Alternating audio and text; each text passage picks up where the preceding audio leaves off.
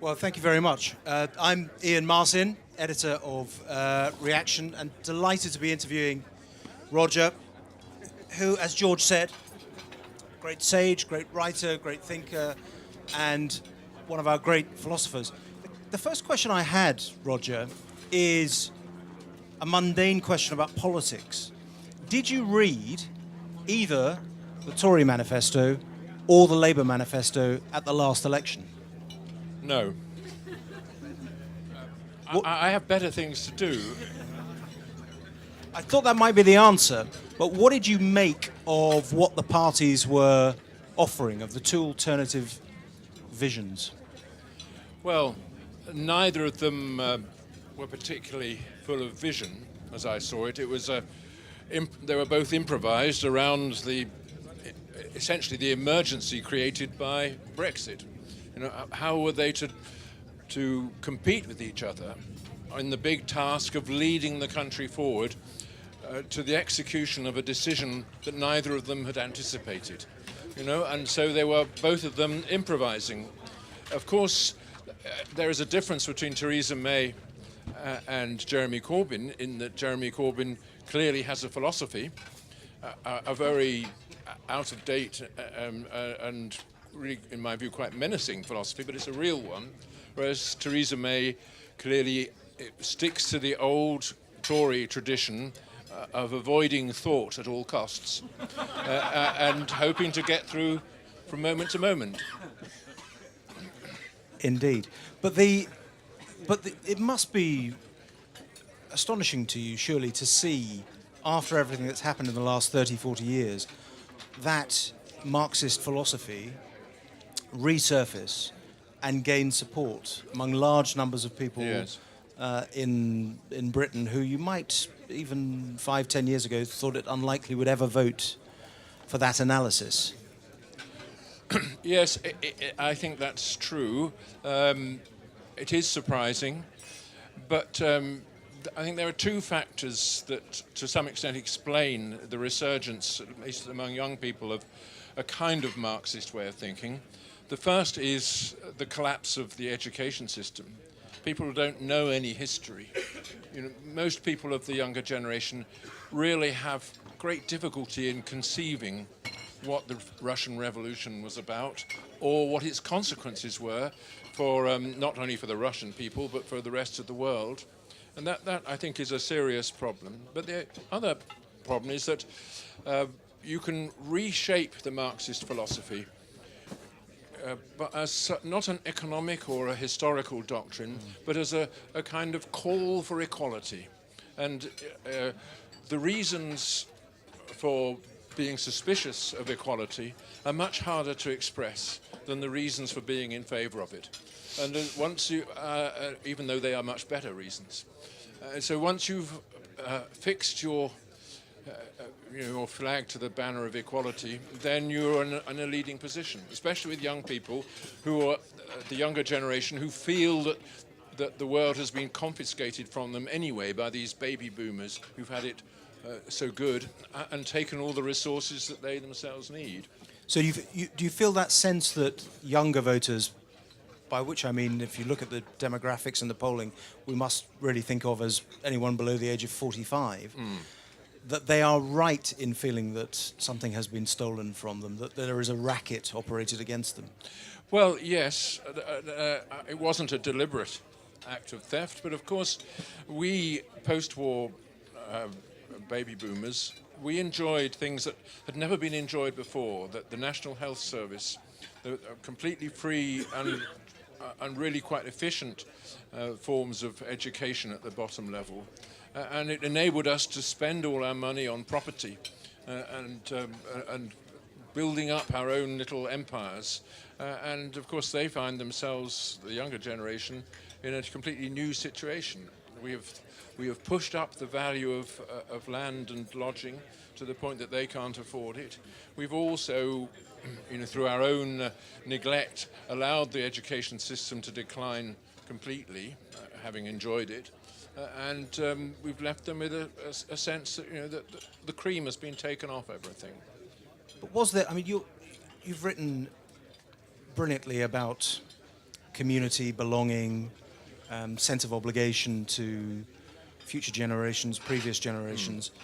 Is there also a sense in which that post-45 settlement of the welfare state became, if you like, a secular religion, and that it did bind people together? And if people feel that that settlement has disintegrated and they can't afford a house either, they're in the market then for something which might even just be as whimsical as just blowing up the system in the hope that something else will emerge. Well, that might be the case. I don't think the British people are quite as desolate as that. Well, I mean, we just heard from Mr. Holroyd about the concept of the citizen as the French understand it, and I think we ought to address that question of what we put in the place of the idea of the citizen.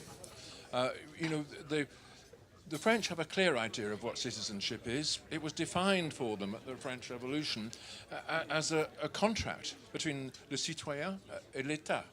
You know, that there are two sides to it. This gives the state a hugely important role to play, because that's the other half of your relationship of belonging. And it gives the idea of a citizen a kind of titular presence in all political processes. It became a title of dignity after the French Revolution, satirized by Flaubert in L'Éducation sentimentale. You call someone citoyen by the time of Flaubert by way of ridiculing him, but you know, nevertheless, it has retained its sense of being at the heart of one's relation to one's surrounding political order. We in Britain don't have that legal idea of citizenship. Legally speaking, we are subjects of the Queen. We can't define what that means very easily. There's no social contract which tells us what the Queen's duties are and what our duties are. But it comes about, this relationship between the Queen and you, by the fact that you live here. That this is your place of belonging. So we define our fundamental loyalties not in these quasi-legal terms, but in terms of our belonging to a place. And that's what has been put in question, of course, so not just by the post-1945 settlement, but by the mass immigration that came about from the 60s onwards, and by our membership of the European Union, which has turned upside down our sense of where legal authority comes from. So the Brexit vote surprised everybody because it was the expression of a residual sense that we are not citizens, that we belong to a country, that country is ours, and we define ourselves in terms of it, and that somehow this form of self-definition had been confiscated from us.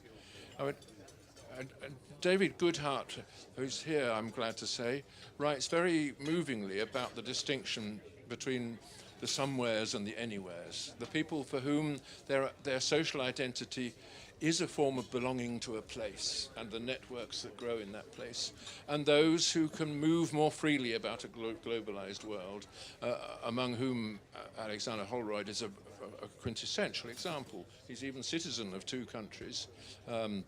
Or rather, he's a citizen of France and a subject of the Queen. And this is a remarkable achievement. But it's not one that can be offered in a general way to the ordinary working class person of this country or the ordinary farmer of this country.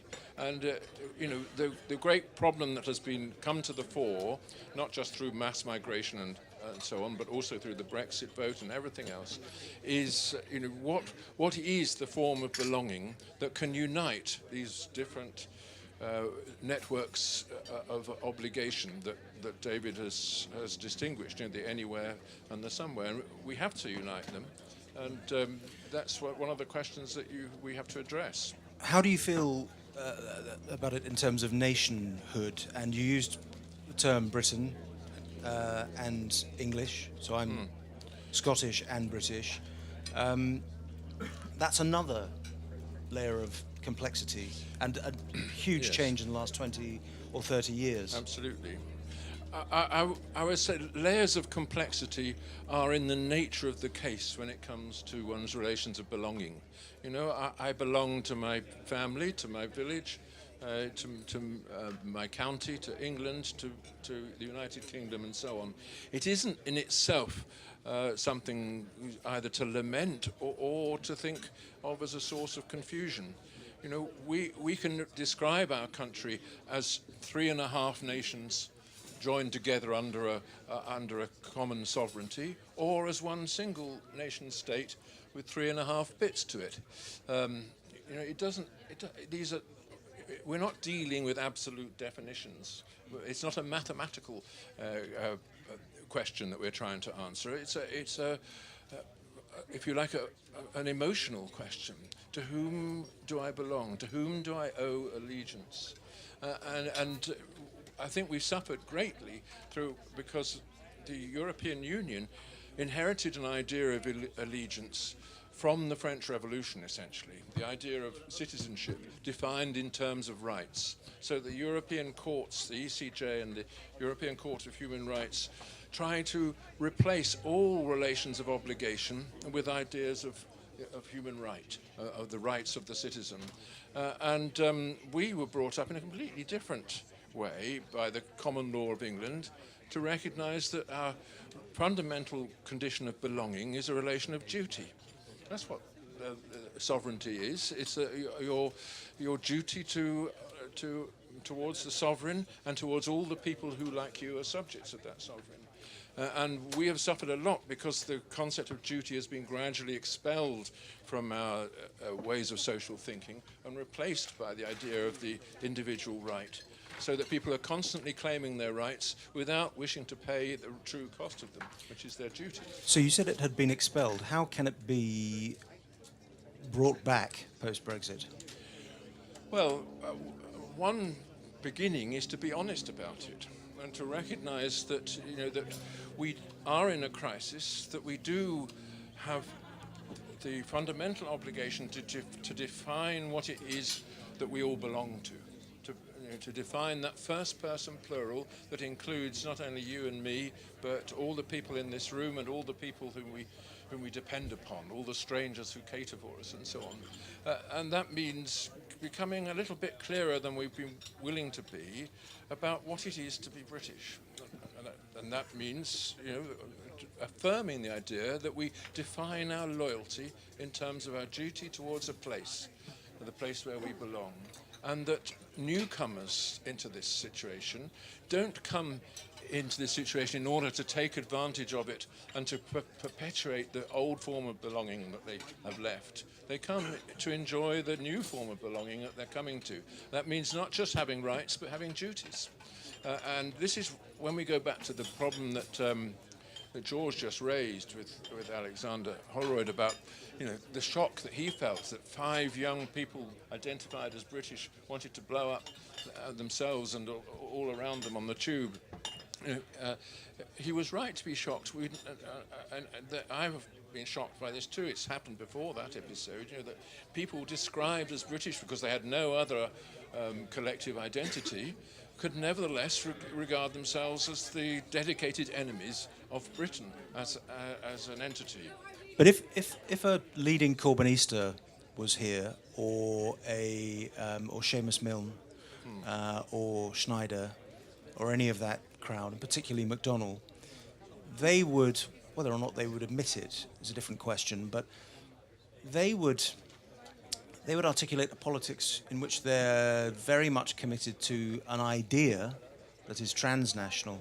Yes. One of the reasons they look to Venezuela or they look to Putin, and that's the root of the Marxist analysis, that it's beyond nation, beyond belonging, other than belonging to a political idea. Now, that is the fastest growing political movement in this country. It scored 40% of the vote, yes, and rising, and is hoovering up votes across the UK. So his alternative analysis is winning, isn't it? Well, that's what I assume that we're here to rectify. That, of course, it is true that you can easily propose one of these transnational fantasies in the place of national loyalty and say, no, we have a better solution. This is what, of course, the French Revolution did and what the Russian Revolution did. Both of them leading to immediately to mass genocide. But of course, we assume that Jeremy Corbyn's entourage are not yet in the business of genocide. But it is the case. Well, let's see. But Yeah. I mean, it's It is the case, though, that their language identifies their transnational loyalty in a way that excludes at least 60% of the population of this country. We are not, for them, people to whom one has to recognize any obligation or any accountability.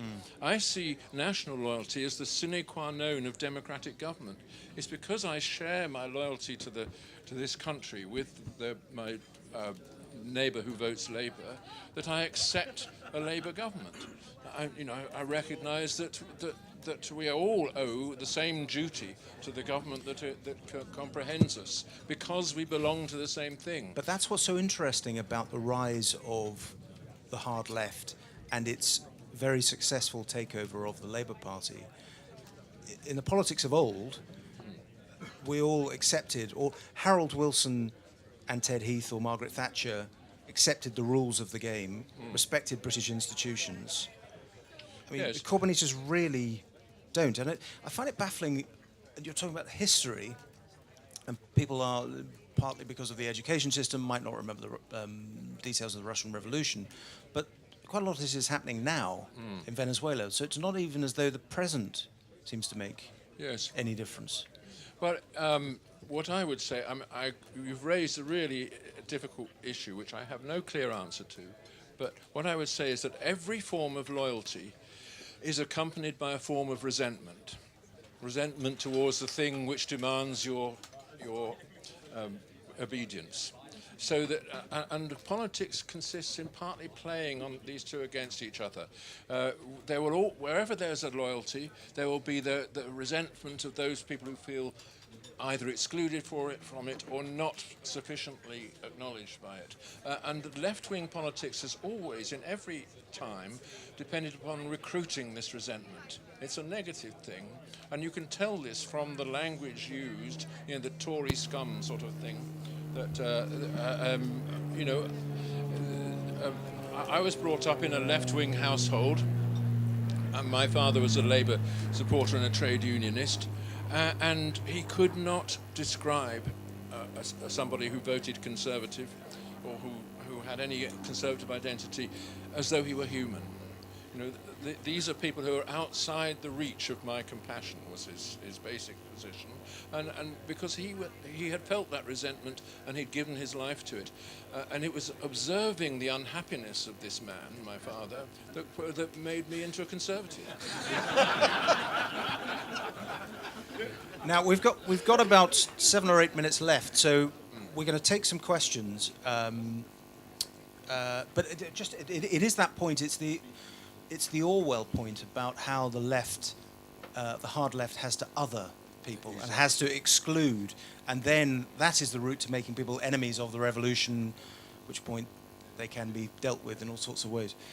First question here in the second row, please. It was just really around the question of loyalty to, I think it's really interesting what you said about people feeling a duty to the Queen, and but I think the stuff to do with the sort of left-wing militants is really being affected by collective social mood and sort of that disgruntledness that people are feeling. So I would say that your point is right about we all feel, subjects of this country and a loyalty to it, and it doesn't matter, we'll accept a Labour or a Conservative government. But currently the hard left are picking up on and taking popularity from collective social mood. Sorry. They're also doing something. If you haven't seen it yet, Olivia Utley, who's here somewhere on Reaction, wrote a brilliant piece about the latest Momentum video, which you should watch. And I find myself very much tuned into that stuff now. And it is outside the mainstream media, shared tens of thousands, hundreds of thousands of times. The cleverness of it is that it is class war, but it's without the sort of class war imagery of the 1980s. It is beautifully filmed and organised by people in the advertising industry in London. But sorry, Roger.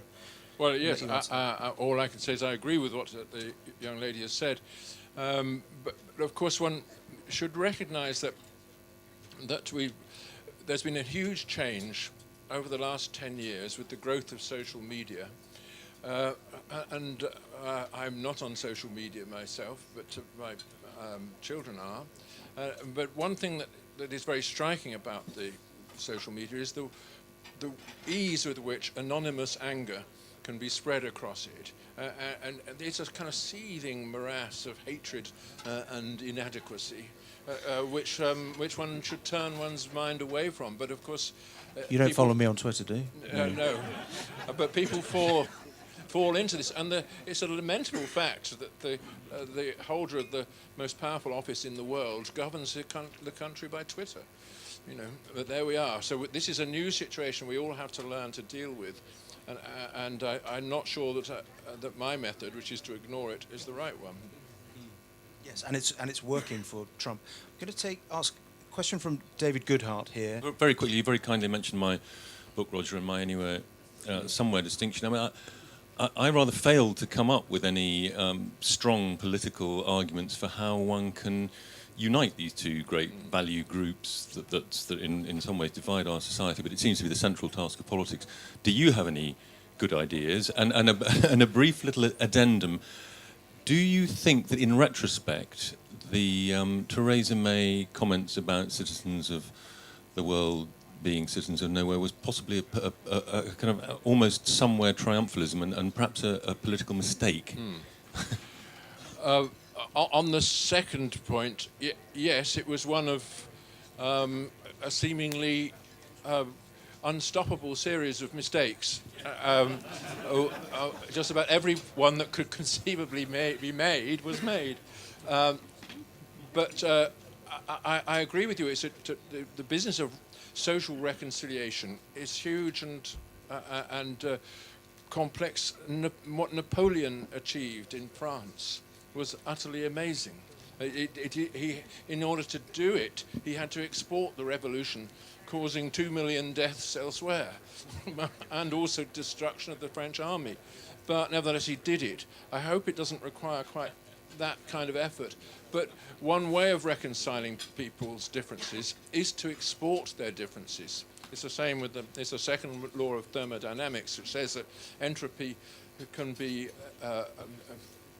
overcome if exported. But I don't. And of course, wars do that. The Second World War completely overcame class conflict in our country by uniting the classes together, and the First World War did something similar. And in particular, in the First World War, of course, the officer class suffered much more than the men. They were the first to die in the trenches, and that caused a certain respect to arise once again for the privileged members of society. But I hope that we don't have to do things that way. But I've always had some hope myself in the pacifying influence of art, religion, and culture. Religion unfortunately, is part of the cause of our current problem because it's the wrong one that is on the up. But our culture, nevertheless, if you look at TV soaps and so on, there is always a tendency towards reconciliation as the ultimate goal. Settlement in a place like EastEnders and Steptoe and Son and so on. So that it's not a hopeless situation. But it does depend upon people becoming a bit more conscious of it than they are. And I'm very grateful for your book because it has made people conscious of it. So well done. Question here from George. I'm flattered to be following after David, but I have noticed that a sign of being an anywhere person was people clutching his book, wondering about where they came from. And that led me to think that actually, really, we're all slightly hybrid in our nature, that we all have degrees of being anywhere people. We're, as a nation, we travel a lot. We have our influence spread around the world from one time or another. We're a great trading nation. And I felt that really that rests on very strong institutions and a sense of place. And I feel that it's a slightly false conflict, actually, to be anywhere or somewhere. And I just wondered what you think of that. No, I agree with you that, of course, these aren't in total opposition or confrontation to each other. It's possible to be completely at home in Britain, even though a cosmopolitan person, as I am. If you look about, I think one very interesting example, apart from the British Empire as such, is the example of the novelist George Eliot, who wrote the most beautiful of all our accounts that we have of what it is to be at home in England, Middlemarch and Silas Marner and all those. She was completely devoted to the idea of making this somewhere into the moral heart of our country. But she herself was a great lover of German philosophy and German art, wanted to bring across all the romantic achievements of the German thinkers to our country, which she thought of as totally benighted. And her husband, of course, was the great expert on Goethe. They were totally anywhere people. But nevertheless, the thing that interested her was this country and the love that she felt for it and that she felt was being engendered in it by its natural forms of community. And so I think, I guess I'm the same, only not at her intellectual level. Some people would contest that. And I think we're out of time, but what a wonderful, wonderfully redemptive, uplifting note on which to end. And I think various people are waving at me that the next sessions are about to start. But can I ask you all to thank Roger? Absolutely fascinating. Thank you.